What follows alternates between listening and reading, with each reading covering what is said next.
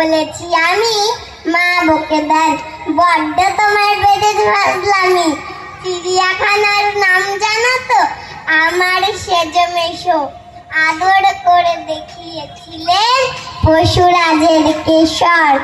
কদিন পরে চুন খাসানো দেওয়াল জুড়ে কি ঠিক বিকাল সেই রকমই যেন দেখি।